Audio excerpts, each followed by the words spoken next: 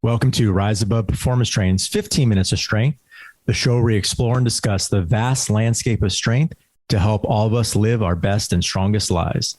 I'm your host, Doug Fiorinelli, and this is episode 6, Playing the Long Game with Stephen Bologna. I'm honored here today to have my longest and dearest and bestest of friends on the podcast, Steve Bologna. Welcome. How you doing? I'm doing well. Thanks, buddy, for having me on. Yeah, I thought, the other day we were talking and I thought this might make a great podcast topic because you're one of the only guys who started with me in terms of a strength journey as kids, and you're still continuing to do so this day. Like we mentioned, we might have some friends that run 5Ks or do some light exercise here and there, or play some beer league soccer, but you're one that's still lifting weights, doing your thing. And I wanted to talk about that. So first off, let's just talk about your strength journey as a kid in the 80s. Like, when did you kind of get attracted and drawn to strength training and just training in general? Well, I think, when we were real little, just being on that back hill, that backyard, and kind of exploring the neighborhood, there's a lot of nature around. So just those hills and climbing up those and just kind of getting into the dirt and stuff like that. And being kind of competitive a little bit with you about how fast you can go up something. And, can you lift, you cut a branch off of a tree, and kind of mess around that way. I think that's sort of where it started. But as far as traditional weight training, I guess 6th grade, my dad had old school bench set and a couple of dumbbells. And, I was a little skinny, wiry kid. And I knew that I wanted to gain weight once I got into high school. So just for sheer survival of where we grew up. So that's sort of where it began. And I think, what was really cool about it was that kind of supported or supplemented, our athletic habit, right? So if you want to get stronger and faster for your sport, well, you're going to have to learn how to train, right? Yeah, that makes sense. I think you too kind of started the weight training even before I did. I mean, my dad had that same kind of weight set from Sears, those sand plastic weights. Yeah. But I remember your garage was way more equipped with weight training. You got a speed bag and everything. And then even in high school, you had a barbell in your room where you would pump some reps out before we went out and to get those arms going. So that, I didn't really do that. I think, like you said, as kids, we were competitive, but also we played a lot of sports. So we kind of, not like training now, how it's structured. Even the kids I train is a little more structured in a sense. We didn't have that. We just kind of did it on our own. We didn't know about cross training. We just wanted to lift weights. Yeah.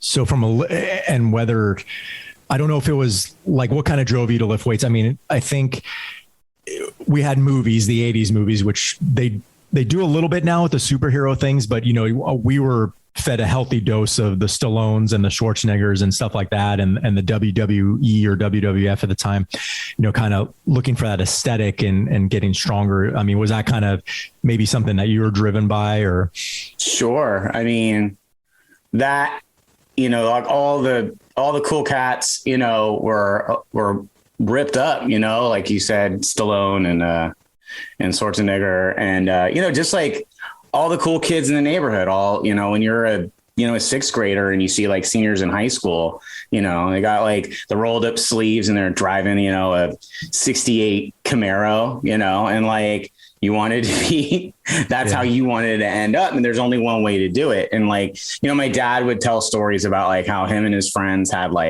set up their own boxing ring in their garages. And, they had a little bit of a weight set up and they would just kind of figure it out on their own with a little bit of training from their coaches. And they're doing, cleans and jerks and probably doing horrible, incorrect form. And I think we sort of had to do it similarly. So, but yeah, I think to answer your question, I think what drove me to lift weights was essentially just being so little And I knew that like to compete in sports or just for a general aesthetic, I needed size. And there's only one way to do that. And that was through strength training. That's great. So can you remember your early strength training, I don't know, regimen or what you enjoyed to do?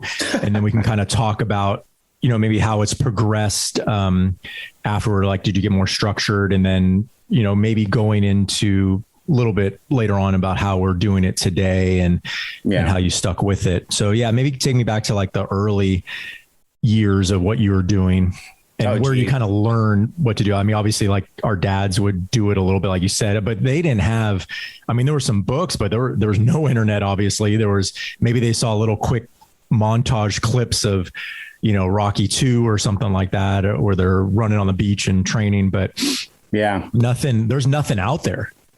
No, it was all bodybuilding stuff at best. And it was kind of a half-assed programming, just breaking up body parts. So I think that's sort of how it was structured, with a little bit of help from your dad. But, you know, obviously you're going like tries and buys and back and thighs, and you're just kind of working around body parts. And obviously the omnipresent bench press was like the pinnacle of all lifts. But even today, that's one of the pinnacles of all lifts, even for me, even with a more structured program. But I mean, a lot of arm curls, you know, trying how to figure out how to do like body weight stuff, without limited equipment. So obviously things that are popular today with like cross training, you know, different ways of doing push-ups. You know, what else do we have? Like if you had a 10-pound dumbbell, are you doing concentration curls with it? You're just trying to figure out what to do with the equipment you have in sort of a hodgepodge, you know, and obviously the glamour muscles, right? You're working your biceps more than probably they should be, and at a heavier weight than they should be, you know, i.e. that barbell in my room that I wound up tripping over more than I did making any gains. So. Yeah. And at the time you said you're lifting to get a little bit bigger and things. Is that why you kind of progressed and kept going with it because you saw results? Yeah.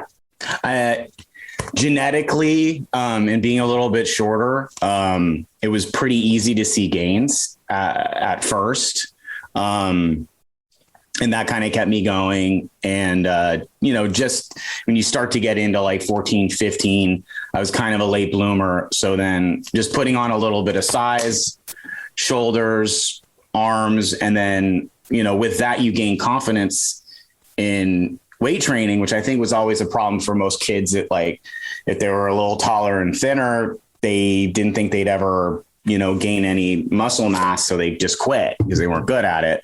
The opposite can be said because it came pretty easy for me, and even technique and structuring programs. Once we got into high school and there was coaches that were there to guide us a little bit better, and how to cross train and how to supplement those workouts with whatever athletic training you're doing, drills, and being able to like, you know, rest and recovery and still be, you know, a kid and go have fun and stuff like that. And then when you were doing those things early on, like, let's say, how frequently were you lifting and supplementing with the other sports and whatnot? Like, so high school age? Sure. Let's say high school. Okay. When you started getting into it.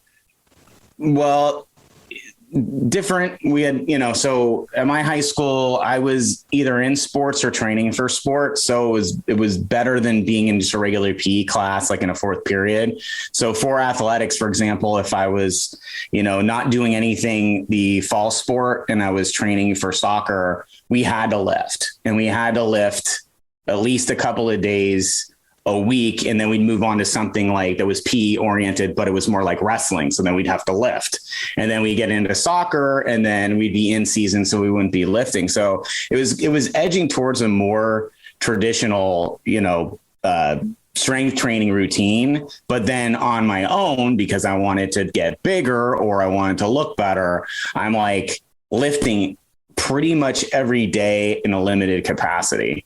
And then I'm playing soccer, or if I was playing baseball, I'm being active that way. And then of course, like all the kids that grew up around here had to do like a lot of physical labor. So on top of that, we're doing things that are probably making me a little bit more efficient and a little bit larger just by doing yard work for my pops. Yeah, no, I remember that too. Yeah. My dad, as soon as I could walk, he was, making me mow lawns for $1 for the neighbors, and all that stuff. See, that's prowler training right there. Prowler training. Exactly. So that's pretty good, actually. So your high school had organized coaching with it. Who was your strength and conditioning coach? Was it the coach themselves, or do they just like lock you in a room and say, go for it for 30 minutes? Or man, what? It was like, dude, they didn't have like strength conditioning coaches. They had dudes that like kind of knew how to lift weights. There was like big time football guy who actually, I think he played in college. I think his last name, he was like the driving instructor, but like he was pretty yoked. And like, so he would teach some of the weight training. It was kind of like a famous running back in the 60s. And then we had the auto teacher who was a wrestling coach. And then he would be in the gym giving us stuff to do. And, it was organized in that we had to lift, and we were learning like kind of intro to weightlifting with like equipment that you've never really seen before. Those old school Nautilus machines are like, plated calf raises. Remember those where they were you're sitting inside the pads and there's like plates. So max that out.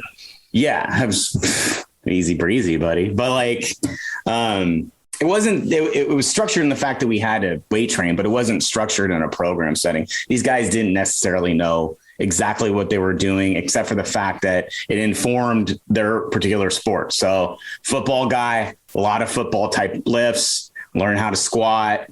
Right. And then like the wrestling guy was a little bit more,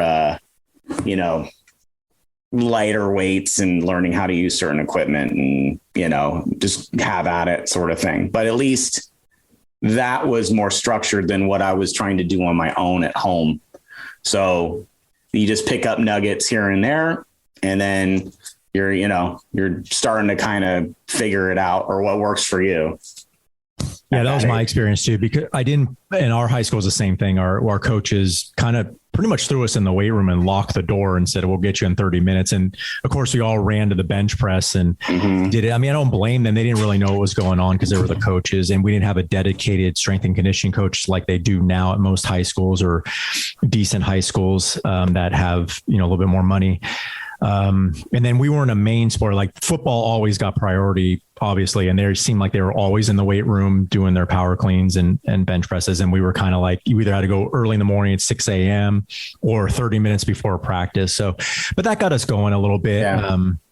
I don't remember anybody getting hurt, too much, which was kind of shocking, I would say, just going too heavy. I mean, we probably definitely did way too much bench press or whatnot. Honestly, the most common injury in that gym at Cap, that tiny little hole in the wall, was the people getting their hands stuck in the plates. Ooh, yeah. I mean, people are smacking their fingers. Yeah. I mean, really, like, I'm surprised, like you said, no one got like seriously hurt because we're free for all for the most part. So high school structured, obviously you got to be there and you got to do it. And, I mean, it sounded like you're pretty motivated, and then you were able to carry that beyond those years. I mean, what did something stick with you there that you kept going with it through college and even to this day, beyond that, to keep going and keep weight training as a part of your, physical regimen? Yeah, I think what was important for me was that I enjoyed making strength gains as much as I like the aesthetics of getting bigger arms or shoulders or calves or whatever, that I was noticeably getting stronger. And for my size, I was a little bit stronger than the average person around my height and weight. And so, it's like anything else in life, right? If you're good at it, you want to do more of it and you want to see if you can push the envelope and see if you can get even better at it. And then, weight training becomes a sport in and of itself at that point.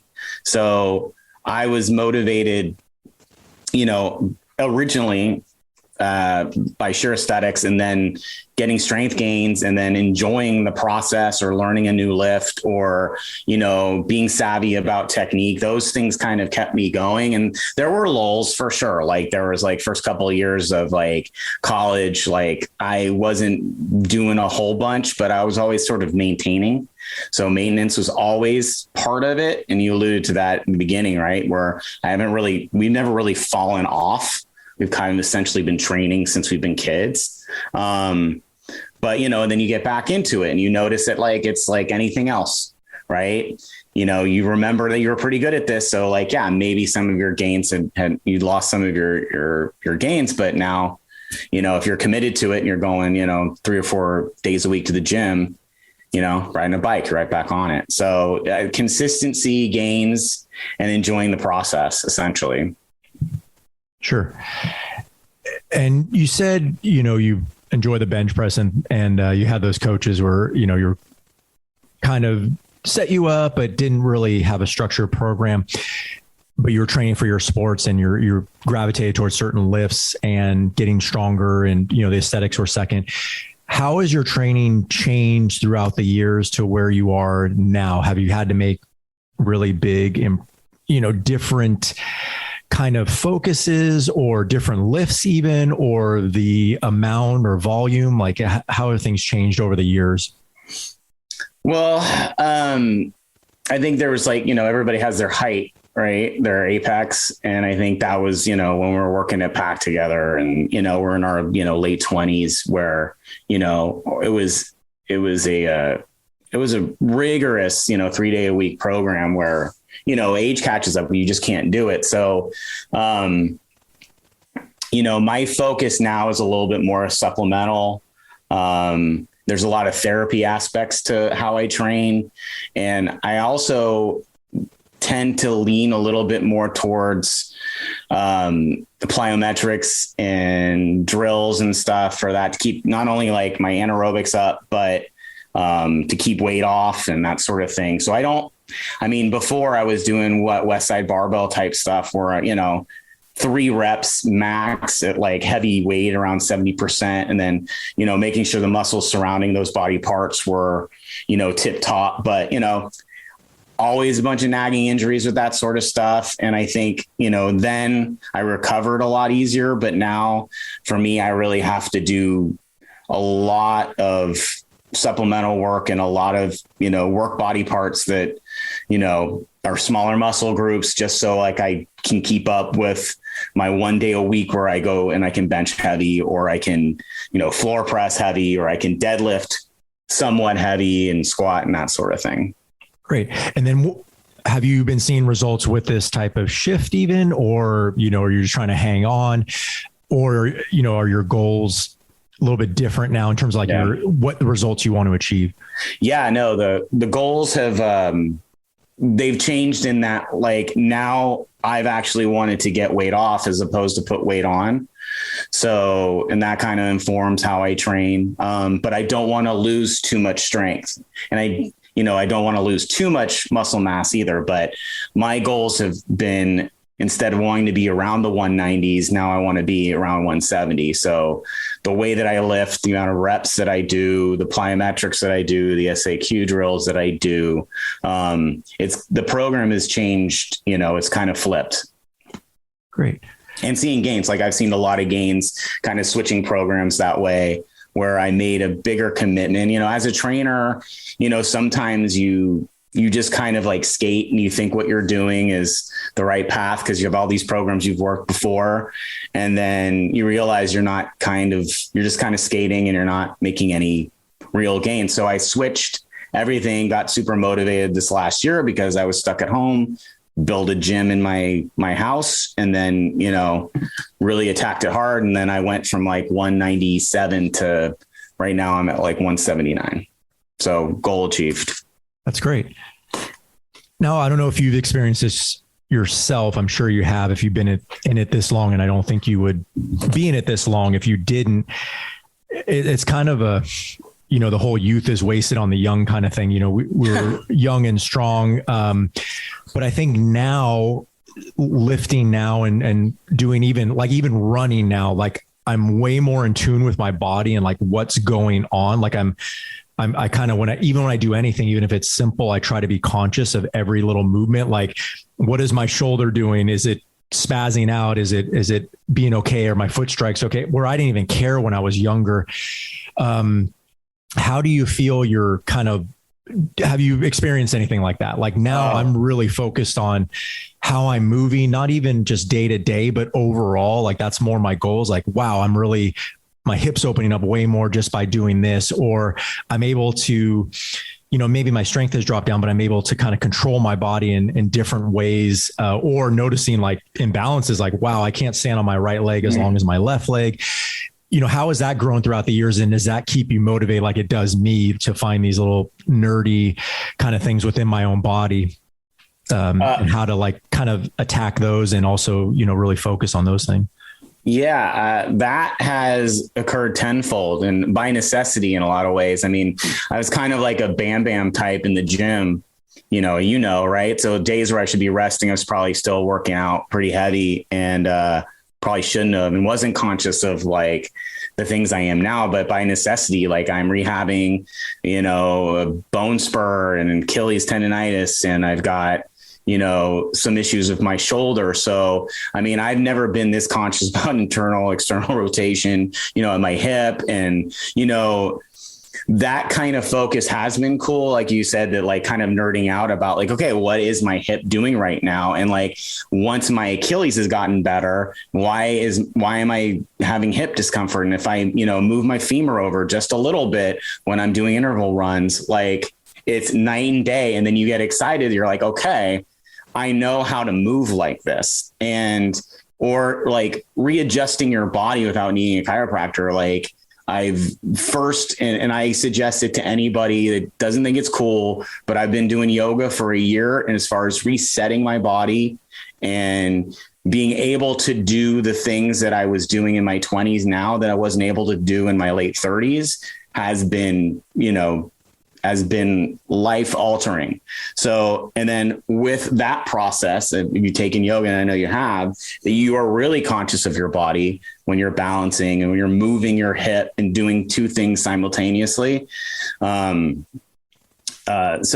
in that regard, I've probably nerded more out about, biomechanics and kinesiology than I had, the 10 years previous of, training or training other people even. So yeah, it's been very cool. Very cool. Yeah, I completely agree. Like even the focus, like even when I'm working on myself or training somebody else, I kind of go with the moniker, like how well versus how much. So I try to see everything, like how people, like, I don't really care about weight anymore. It's more or less like every once in a while, if I'm feeling good, I'll be like, okay, I'll push myself in the deadlift, for what it is now.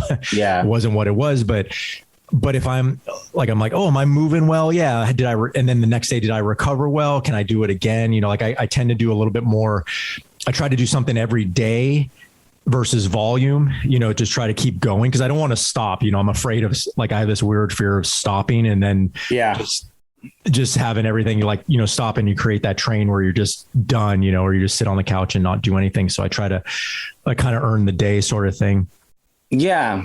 I mean, be able to adjust too. So, like I alluded to the shoulder issue and AC joint stuff. And like, I was kind of bummed because my doc was like, man, you can do whatever else. Don't do two things, which I loved, as you well know, I love doing. I know what they are. I have a guess. Yeah. Okay. So military press, it's heavy, right? And, I probably overdid it because I was good at it and I probably was showing off like an idiot.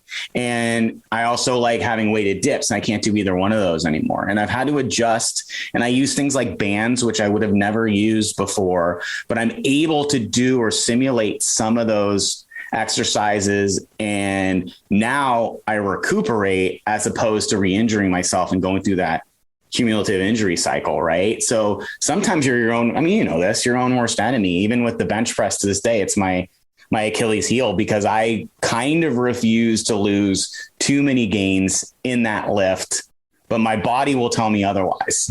So it's actually at a sweet spot, which is kind of cool. But Yeah, man, I don't want to stop either. That's the whole point, like for a myriad of different reasons. But, you know, this is how I keep my mind active. It's I'm not a solitary person, as you well know. I like being around people, or at least like interacting with people. And like, it's the one thing I kind of like to do by myself. It just gets my mind right in a different way.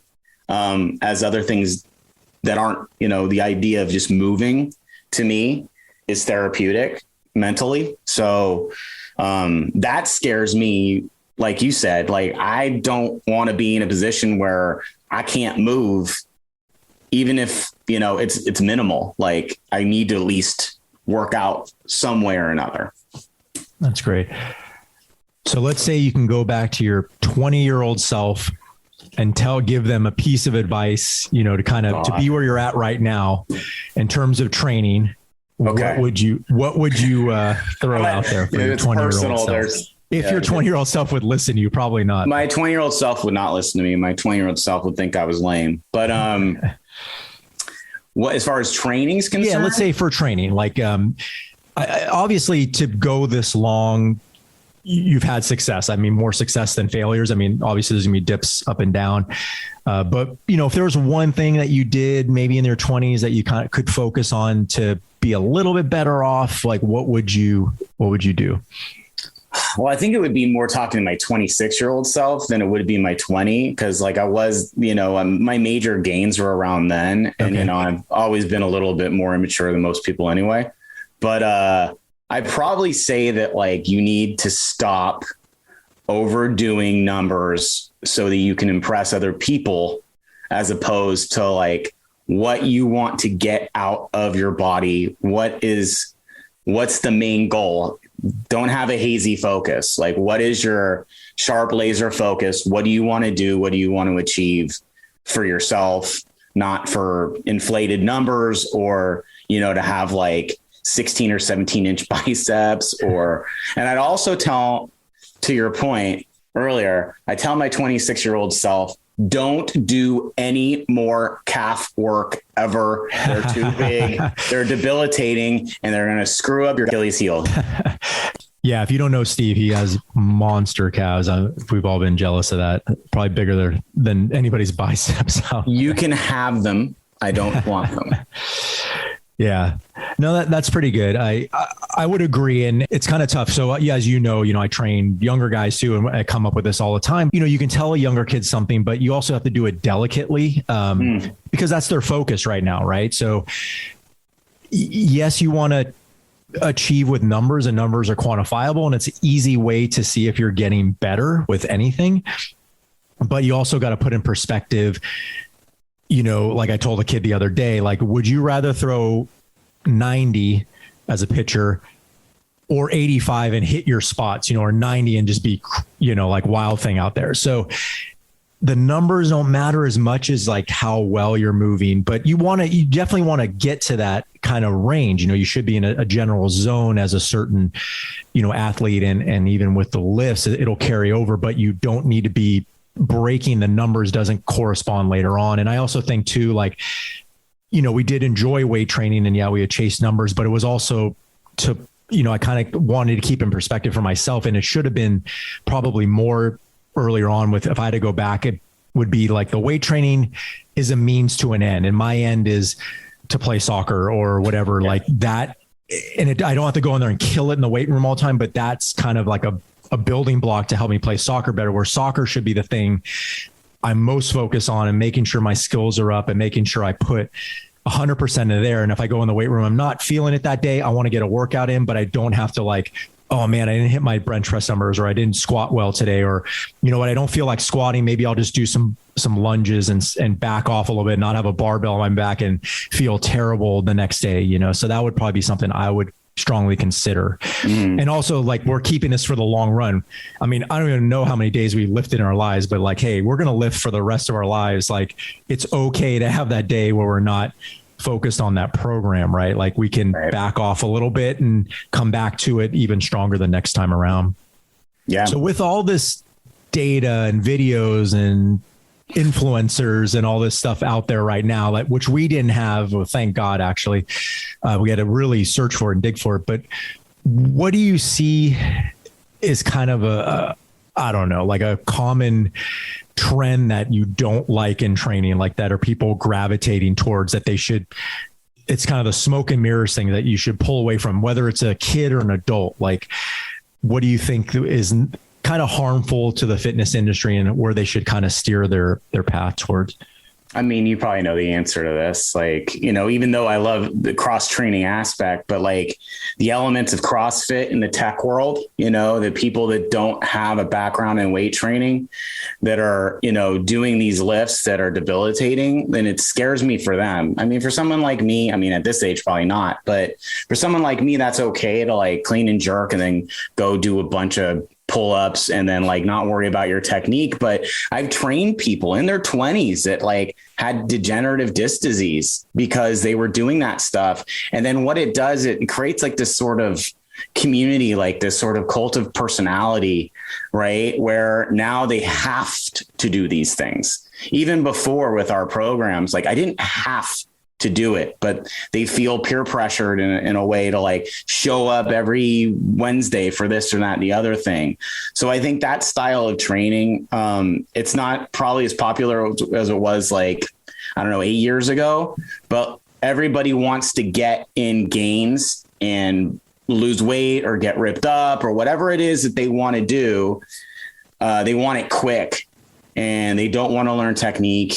And they don't want to have patience with strength gains, and they don't want to put in some of the work where they feel like just because they feel like they've, you know, sweated everything out in a good hour that, you know, there's no longevity in that kind of work. And that scares me for a lot of people that, you know, do that without like a guide, the right kind of training and like equipment training as well, is when they go off and do this stuff on their own, you know, our own, man, like not good. All right. And lastly, yeah, I mean, you touched upon it a little bit there, but how, whether it's mindset or training style, give your, I don't know, top advice to maintain a long and healthy and active lifestyle moving into your, you know, 40s and 50s and beyond. What do you think is the key ingredients to the secret sauce there?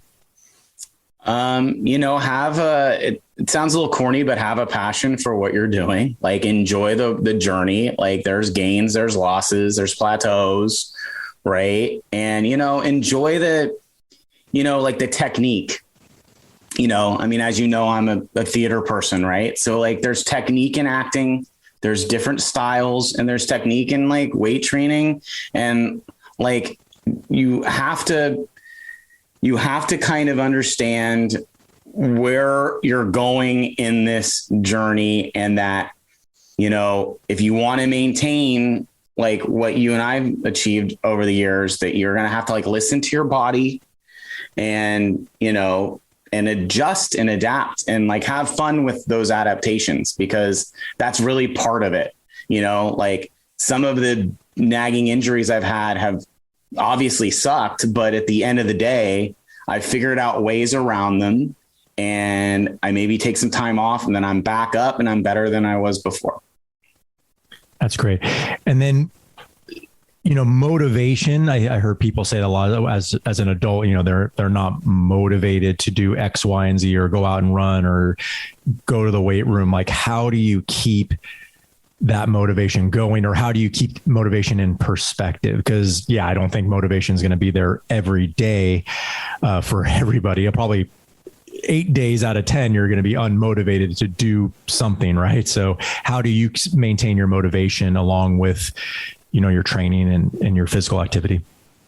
I mean, I think it's complicated, but I mean, it's a little bit of stubbornness that like, I'm not going to go into that good night, you know, like I'm going to be able to keep doing what I want to be doing from like, even if it's a strength perspective or just like a movement perspective, or maybe I think I'm still as fast as I was at 28, and I'm going to go out there and do intervals before I do sprints because I want to I want to like think that I can still do that stuff. So there's some bullheadedness there, which I think is fine, you know, added with a little bit of practicality, you know, and I just don't want to lose anything that I've gained. And I want to be able to keep going until, you know, my 60s or 70s. And so I know that if I don't do certain things, my body is not going to feel a certain way and I won't be able to do it. And I know that I'll be complacent.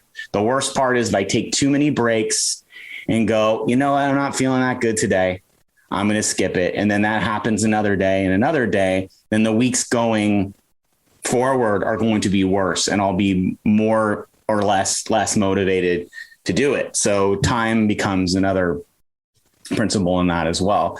So it you know, it's a bunch of different things, but I think like stubbornness and like not wanting to lose what I've got, you know, yeah, and you worked hard for all these years for sure. Yeah. And then not like feeling like you're like, you want to feel like you're at 40 something is like a lot of other people in their 20s, right? Physical age versus, you know. Yeah. And I think as you get older, that gap widens a whole lot more, right? Yeah. For sure. I mean, you can see people in their 50s that look like they're 1 foot in the grave, and then some that are like, whoa, wow, you're 50, you look awesome, you know? Right. So I think it's even more important as you get older because, you know, kids can, you know, as long as they're moderately active and they can eat whatever they want, you know, if you're in their 20s and play a sport, I mean, they get away with a lot more. So it's a lot harder as you age. Yeah. They, you know, youth wasted, you know, from metabolism is wasted on the young, yeah.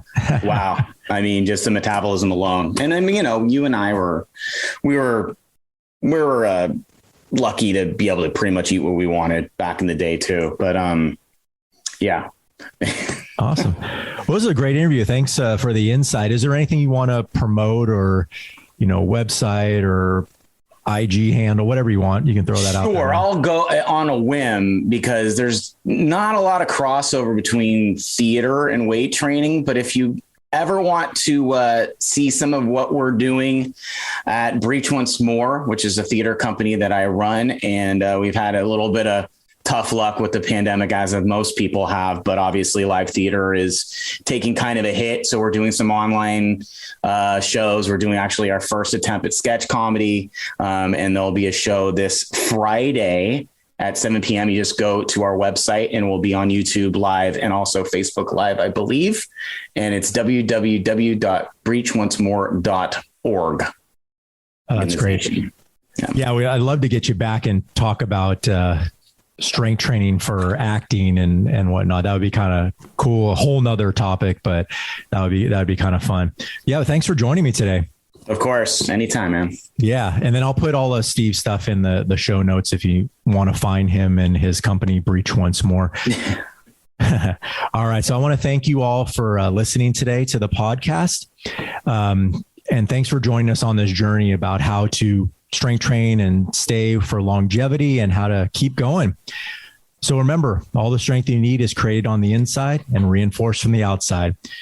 We'll see you next time and take care.